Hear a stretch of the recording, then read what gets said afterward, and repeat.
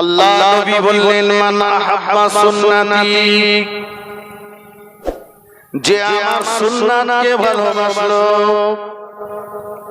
ফাকাদ আহাব্বানি, সে যেন আমাকে ভালোবাসলো। ওয়া মান আহাব্বানি কানা মাই ফিল জান্নাহ, যে আমাকে ভালোবাসলো আমি আর আমার ওই ভালোবাসার উম্মত উম্মতি আল্লাহ পাকের দয়ার জান্নাতে পাশাপাশি থাকবো।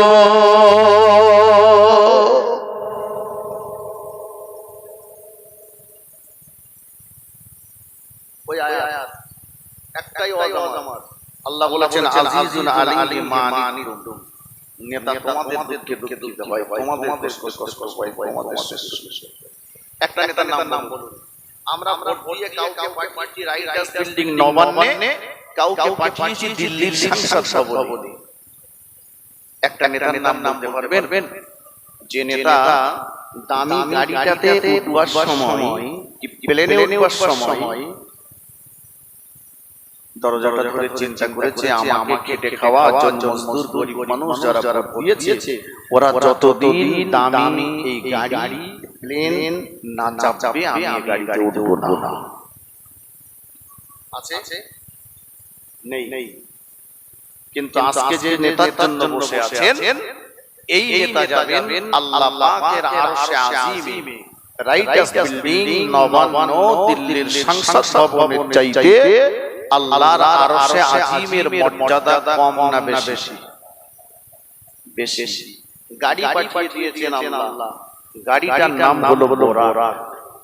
শুধু বোরাক না, এই বোরাকটা আমার নবীকে পিঠে নেওয়ার জন্য ৭০,০০০ বছর সিজদায় পড়েছিল। সুবহানাল্লাহ। সেই বোরাক এসে হাজির, রাসূলুল্লাহ বোরাকের পিঠে উঠবেন, রাসূলুল্লাহ সাল্লাল্লাহু আলাইহি ওয়াসাল্লাম চোখ দিয়ে টপ টপ টপ টপ করে পানি পড়ছে। আল্লাহ রাসূল কাঁদছেন। আল্লাহর ফেরেশতা জিবরাইল আমিন আলাইহিস সালাম বললেন, ইয়া রাসূলুল্লাহ ইয়া হাবিবাল্লাহ, হুজুর আজকে দিন তো আপনার জন্য বড় খুশির দিন। হুজুর আজকে দিন তো আপনার জন্য বড় আনন্দের দিন।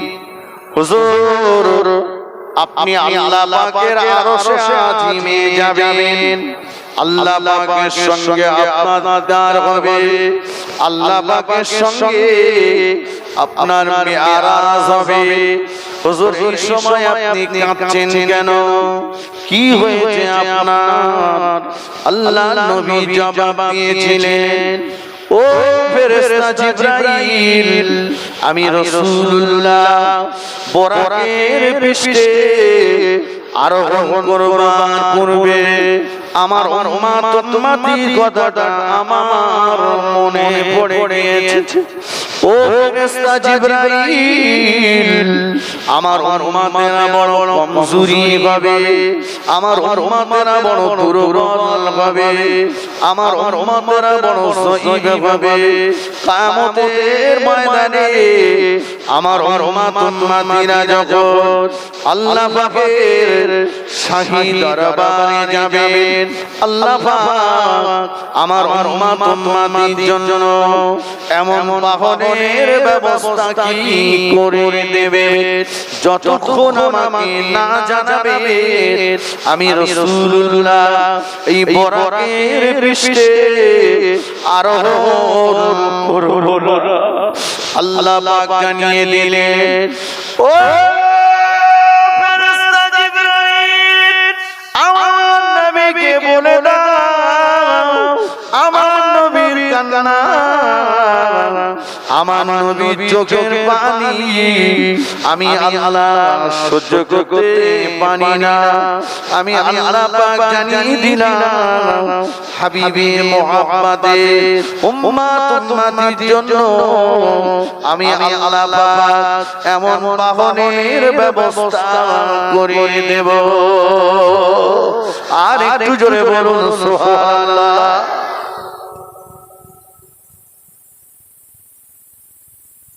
বাবাজি তুমি একা গাড়ি চেপে এসেছেন, কথা বলে আমাদের গাড়িটাও ঠিক করে তবে গাড়ি উঠেছে। মনে আছে তো আল্লাহ বলেছেন নেতা তোমাদেরকে দুঃখ দিতে হয়, মিলিয়ে দেন। চলে গেলেন সংসদে, নেতা যত এসি করে বসেছে, ব্রেন যত ঠান্ডা হয়েছে, তত ভোটদাতাদের কথা ভুলে গেছে বেশিরভাগ। আমাদের নেতা 25 থেকে 27 বছরের লম্বা মেয়াদ নিয়ে আর আজিমে বসে বসে আল্লাহ পাকের সঙ্গে গল্প করলেন। ফিরে আসবেন আল্লাহ পাকের আর আজিমের পায়াটা জড়িয়ে ধরে সিজদায় পড়ে নবী কাঁদছেন। আল্লাহ বলেন, হাবিব 25 থেকে 27 বছরের লম্বা মেয়াদ আর আজিমে বসে বসে গল্প করলাম, এখনো কি খুশি হননি? চলে যাওয়ার সময় আমার আরশ আজিমের পায়াটা জড়িয়ে ধরে কেন এমন করে কাঁদছেন? কি হয়েছে আপনার? আল্লাহ নবী জবাব দিয়েছিলেন, আল্লাহ পাক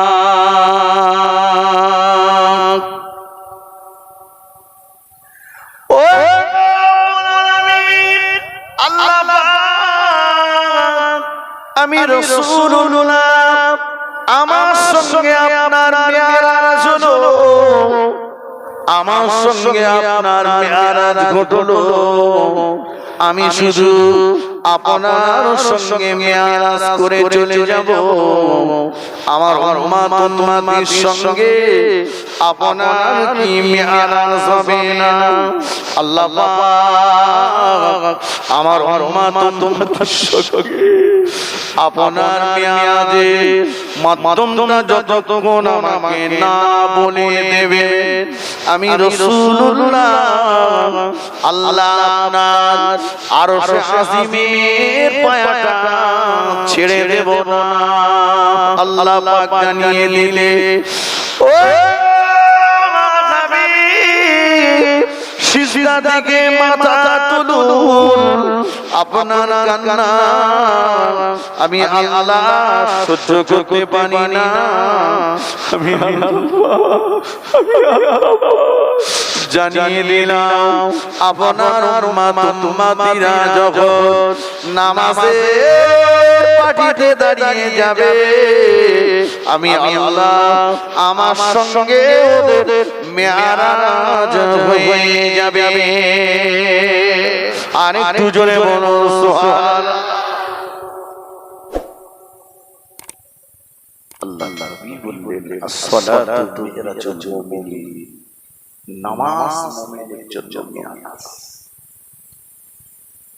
কি গো বাবাজি, তাহলে নবী শুধু মিরাজ করে একা একা চলে এসেছেন না আমাদের কথা ভেবেছেন? আমাদের কথা ভেবেছেন। আল্লাহ বলেছিল, নেতা তোমাদের দুঃখে দুঃখিত হয়, তোমাদের কষ্ট হয়। শুনে আল্লাহ রাসূলকে 3 দিন খুঁজে পাওয়া যাচ্ছে না। আমি শুধু একটা কথা এখন বোঝাচ্ছি। হযরত ওমর রাদিয়াল্লাহু আনহু, আবু বকর সিদ্দিক রাদিয়াল্লাহু আনহু দুজনা মদিনার মসজিদে নববী শরীফের ভিতরে ঢুকে পড়লেন। কি যেন দুজন বলাবলি করতে বেরিয়ে আসলেন। হযরত ওমর রাদিয়াল্লাহু তাআলা আনহু খাফের ভিতর থেকে তলোয়ারটা বার করলেন। এ মদিনার মুনাফিকরা, এ মদিনার বেঈমানের দলেরা, শুনে রেখে দে, আমি খাত্তাবের বেটা ওমর বলছি, 3 দিন আমার নবীকে খুঁজে পাই না, আমার নবীকে খুঁজতে বার হয়ে যাচ্ছি। যদি পেয়ে যাই তো ভালো, আর যদি আমার নবীকে খুঁজে না পাই আমার নবীর যদি যারা পরিমাণ কোনো ক্ষতি হয়ে যায়, আমি ওমর তোদের লাইন দিয়ে দাঁড় করিয়ে দিয়ে একটা একটা করে ধর গর্দান আলাদা করে দেব।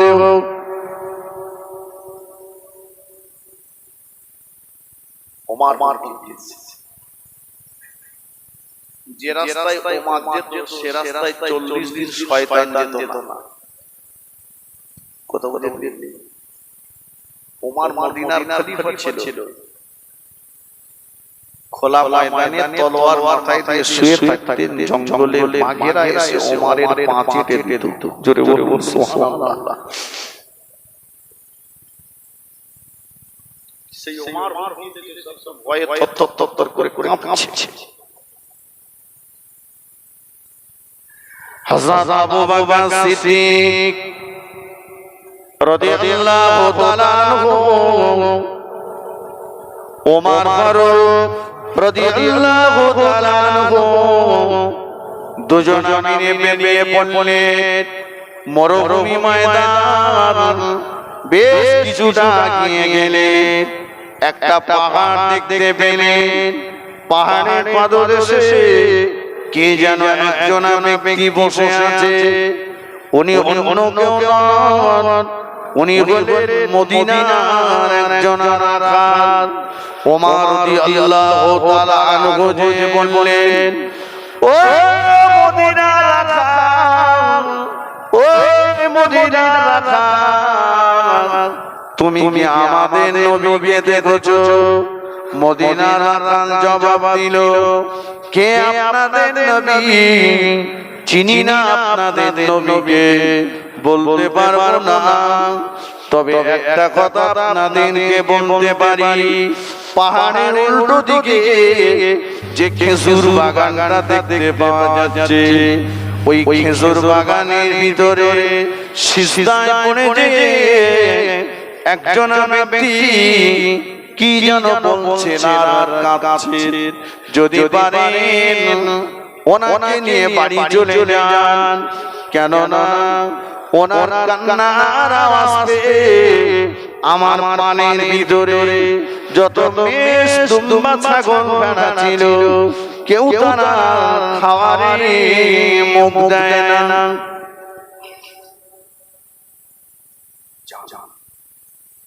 তবে বাগানের ঘাসগুলো খুব ঘন ঘন ঘন, দেখে সাবধানে সাবধানে যাবে। আল্লাহ নবী দুই সাহাবী খেজুর বাগানের ভিতরে ঢুকে পড়লেন। খেজুর বাগানের ভিতরে ঢুকে দেখে একটা খেজুর গাছের নিচে সিজদায় পড়েছে আমার নবী কাঁদছেন। চোখের পানিতে রাসূলুল্লাহর সিজদার জায়গাটা ভিজে কাদা হয়ে গেছে। আল্লাহ নবী দুই সাহাবী দুই জায়গায় দাঁড়িয়ে গেলেন। আল্লাহ নবী কাঁদতেছে,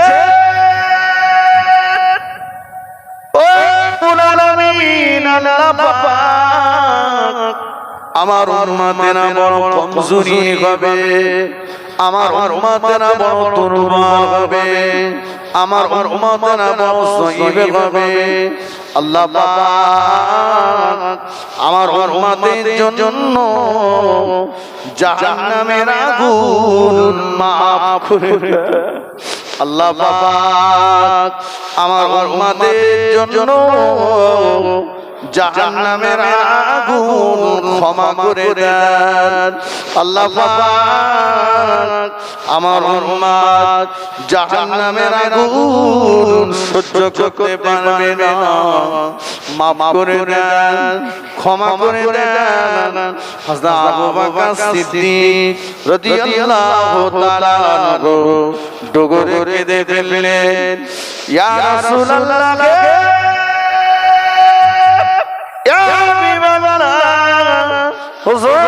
আপনি আর কাঁদবেন না, গুনাহগার উম্মত উম্মতির জন্য সিজদা থেকে মাথা তুলুন, আবু বকরের জীবনে তামাম নেকিগুলো আপনার উম্মতের নাজাতের জন্য আপনার কদমে দিয়ে দেব। জোরে জোরে বলবেন না সুবহানাল্লাহ।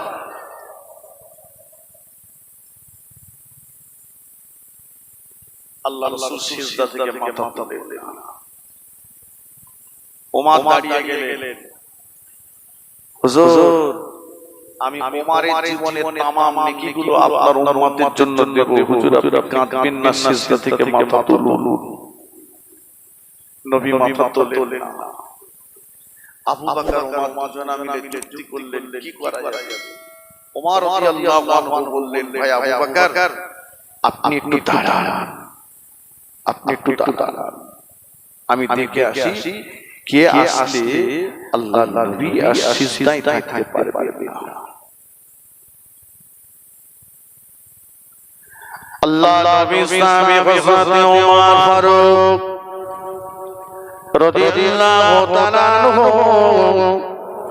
খেজুর বাগান থেকে বার হলেন, পাগলের মতো দৌড়তে লাগলেন, দৌড়ে দৌড়ে দৌড়ে দৌড়ে নবীর জামাতা হযরত আলী রাদিয়াল্লাহু তাআলা হুজুরের বাড়িতে চলে আসলেন।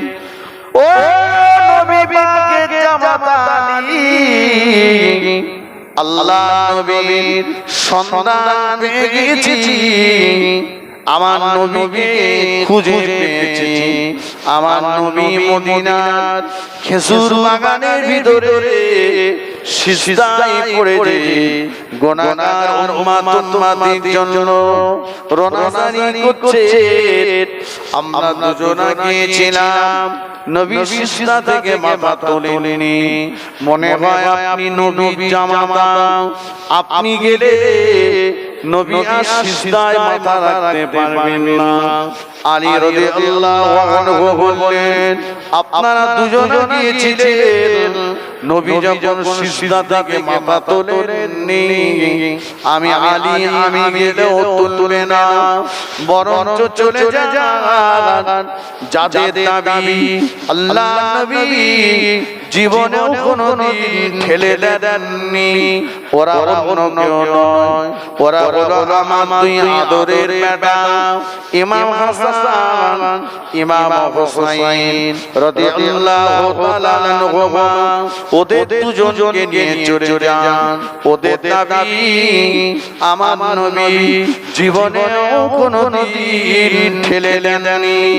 হযরত ওমর রাদিয়াল্লাহু আনহু ইমাম হাসান হুসাইন হুজুরকে সঙ্গে নিয়ে পাগলের মতো দৌড়াতে লাগলেন।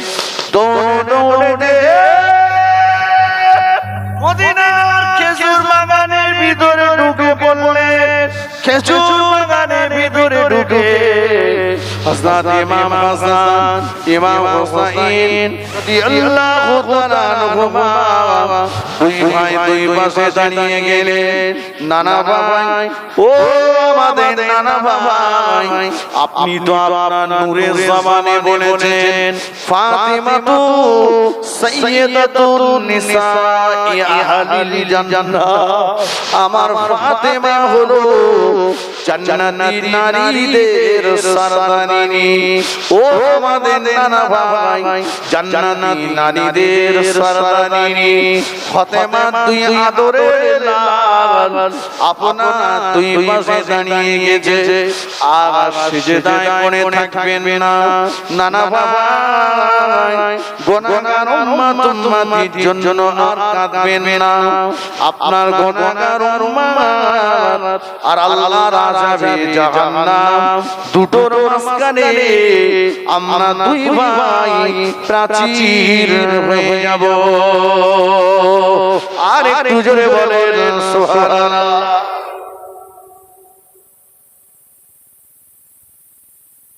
আল্লাহ রাসূল সিজদা থেকে মাথা তুললেন, ইমাম হাসান হুসাইনকে সঙ্গে নিয়ে নববীতে চলে আসলেন। ভাই নবী আমাদের ভালোবাসেন না বাসেন না? একটু হ্যাঁ না বলেন। আমি ওই একটা কথাই প্রমাণ করাতে এতগুলো কথা বলছি। আজিজুন আলাইহি মা আনিতুম, নবী তোমাদের দুঃখে দুঃখিত হয়, তোমাদের কষ্টে কষ্ট পাই, তোমাদের সুখে সুখী হয়। আর দুটো প্রমাণ দেব। আসুন একটু মুহাব্বতের সঙ্গে উচ্চ আওয়াজে দরুদ শরীফ আল্লাহুম্মা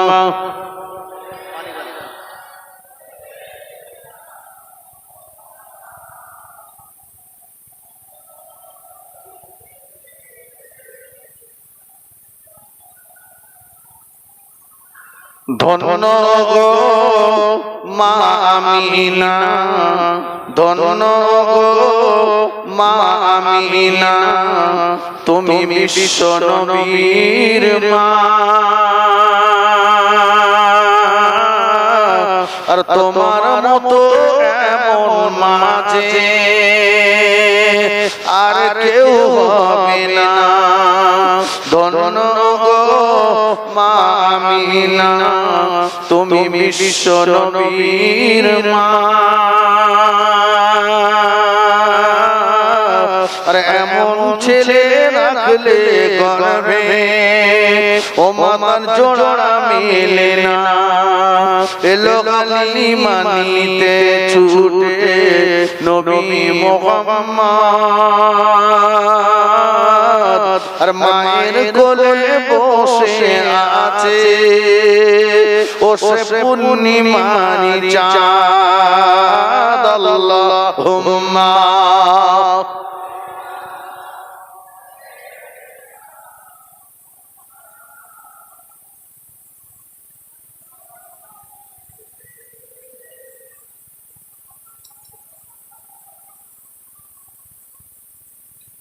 আমার নবী পাক সাল্লাল্লাহু দ্বীনের দাওয়াত দিতে ঘর থেকে বেরিয়ে গেলেন।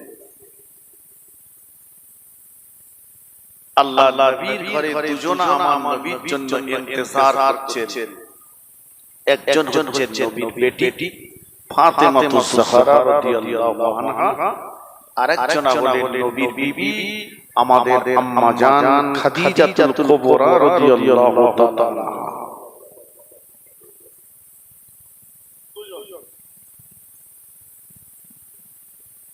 বেশ অনেকটা সময় পেরিয়ে গেল, আমার নবী পাক সাল্লাল্লাহু এখনো বাড়ি আসছেন না। আল্লাহ নবীর বেটি ফাতেমাতুজ জাহরা রাদিয়াল্লাহু তাআলা আনহা উঠে দরজার পাশে চলে গেলেন। দরজাটা খুলে বাইরে দিকে চেয়ে বললেন, আম্মা জান, ও আমার আম্মা জান, এতটা সময় পার হয়ে গেল, এখনো যে আমার আব্বা জান বাড়িতে আসলো না। মা খাদিজাতুল কুবরা বোঝাচ্ছেন, মা আমিও তো চিন্তা করছি তোমার আমার কেন বাড়ি আসছে না, কেন দেরি হচ্ছে জানি না।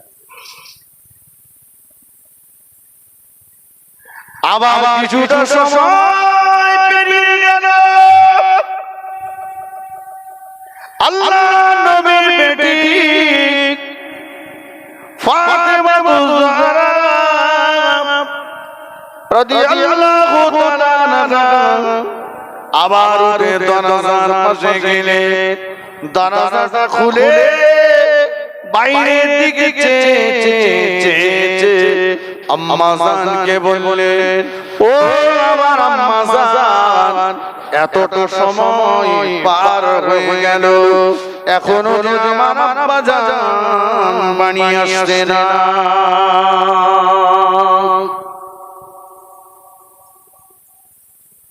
মেয়ে একটু বাপকে বেশি ভালোবাসে। আপনারা কি বলেন? সবার মাথা নড়েনি কেন?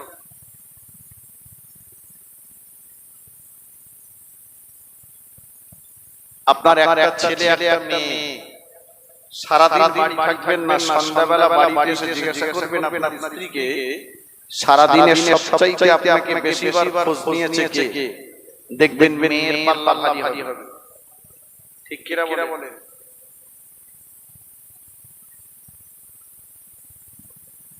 কিন্তু যে মেয়ে বাবাকে এত বেশি ভালোবাসে, সমাজে কিছু গাদ্দার রয়েছে, আপনাদের গ্রামে আছে কিনা জানি না, যারা সম্পত্তি সব ছেলের নামে লিখে দিয়ে মেয়েগুলোকে ফাঁকি দিয়েছে। আমার কথা বুঝতে পারছেন? এই আসামি আছে কিনা জানি না, তবে আপনাদের গ্রামে মনে হয় নেই। যদি থাকে, ওই লোকটার কবরে দাও দাও করে আগুন জ্বলবে। ও আগুন জ্বলা বন্ধ হবে না। গোটা দুনিয়ায় যত পীর সাহেব আছে, মাওলানা সাহেব আছে, মুফতি সাহেব আছে, আমি জোনায়েত বলে যাচ্ছি, সবাই যদি ওই লোকটার কবরের পাশে এসে কাঁদে, ওর কবরের আগুন জ্বলা বন্ধ হবে না। একটাই মাত্র রাস্তা, মেয়ে যদি ক্ষমা করে তো ক্ষমা, তা না হলে ক্ষমা নাই। কথা শুনতে পাচ্ছেন? কোথায় যাচ্ছ তুমি? মক্কায় যাচ্ছ, হজ করতে যাচ্ছ, চিল্লায় যাচ্ছ, ফুরফুরায় যাচ্ছ, কাবার গেলাপ ধরে দোয়া চাইলেও কবুল হবে না। হুকুকুল্লাহ, হুকুকুল ইবাদ, একটা বান্দার হক আর একটা আল্লাহর হক। আপনি যদি বান্দার হক নষ্ট করে থাকেন, ওটা কখনোই আল্লাহ ক্ষমা করবেন না। অতএব লাঠির বলে, পাটির বলে, ক্ষমতার বলে, জন বলে, দুনিয়ার অসহায় গরিব মানুষের গালে চড় মারবেন না। ভ্যানওয়ালা, ঠেলাওয়ালা, রিকশাওয়ালা, জোর মজদুর, মুটিওয়ালাকে তোড় মোড় করবেন না। একটা কথা মনে রেখে দেবেন, আপনি যাকে কষ্ট দিয়েছেন, সে বিচারটা আল্লাহর কাছে দিয়েছে। দুনিয়ার ওই মজলুম অসহায় ব্যক্তি যখন আল্লাহর কাছে দোয়া চায়, তার ওই দোয়া আর আল্লাহর আরশে আজিমের মাঝখানে কোনো পর্দা থাকে না। ওই দোয়াটা আল্লাহ পাকের দরবারে কবুল হয়ে যায়। জোরে বলেন, মন খুলে হবে না। আপনি মনে করছেন আমার ক্ষমতা আছে তাই? দুনিয়ার চ্যানেল, দুনিয়ার মস্তানি যতক্ষণ মাটির উপরে আছেন চলতে পারে, যেদিন মাটির নিচেই যাবেন, কোন পার্টির চ্যানেল কাজ করবে না, কোন মস্তানের মস্তানি আর কাজ হবে না। হবে ফেরাউন কম বড় মস্তান ছিল? সে বলেছিল আনা রাব্বুকুমুল আলা, আমি হলাম বড় খোদা। আল্লাহ তারে নীল নদে চুবিয়ে চুবিয়ে মেরেছে। নমরুদের মতো শয়তান, সে বলেছিল ইব্রাহিম তোমার আল্লাহর সঙ্গে আমি যুদ্ধ করব। আল্লাহর ছোট ছোট একটা সৃষ্টিজীব নাম তার মশা, একটা হ্যান্ডিক্যাপ মশা দিয়ে নমরুদের মতো মস্তানটাকে আল্লাহ জাহান্নামে পাঠিয়ে দিলেন। কথা বুঝতে পারছেন? তুমি কত বড় মস্তান হয়েছো। গরম দেখিও না, দুর্বল কমজোরি মানুষটাকে দুর্বল ভেবো না। যার কেউ নেই তার আল্লাহ আছে, যার কেউ নেই তার আল্লাহ আছে। বলে যেও না যে সারা জীবন ওয়াজ শুনলাম, আল্লাহ নবী মা হালিমা সাদিয়ার একটা স্তন পান করেছেন আর একটা করেননি। দুধ ভয়ে খাওয়া কষ্ট হবে তাই, অথচ এ সমাজে লোক করলে দেখি মসজিদে যারা আগের কাতারে যায়, যাদের বেলায় মসজিদের আগের কাতারে যাওয়া যায় না, কেউ ভাইয়ের ভাড়া নষ্ট করেছে, কেউ ভাইপোর ভাড়া নষ্ট করেছে, কেউ গরিবের মাল আত্মসাৎ করেছে, কেউ শ্বশুর বাড়ির সম্পত্তি তছরূপ করেছে, কেউ বড় ছেলেকে দিয়েছে ছোটকে দেয়নি, ছোটকে দিয়েছে বড়কে দেয়নি, কেউ ছেলেকে দিয়েছে মেয়েকে ফাঁকি দিয়েছে। এই আসামি সমাজে গিজগিজ করছে। কথা সত্য না মিথ্যা? রাগ করছেন? রাগ করলেও আমার কিছু এসে যায় না। আমি বাস্তবটাই বলছি। কথা বোঝেননি? রাসূলুল্লাহ জামানার মসজিদগুলো পাকা ছিল না, এসি লাগানো ছিল না, পাথর বসানো ছিল না, খেজুর গাছের খুঁটি আর খেজুরের পাতা ছাউনি, খেজুরের পাতার নিচের মুক্তাদিগুলো ছিল আল্লাহ পাকের দয়ার জান্নাতের মেহমান। একটু জোরে বলুন সুবহানাল্লাহ। আমাদের সমাজে মসজিদ পাকা, মসজিদ মুজাহিদ করা, মসজিদ এসি লাগানো, সামনের কাতারে যদি 10টা মুসল্লি থাকে তো 8টা হাইব্রিড হারামখোর। কথা সত্য না মিথ্যা?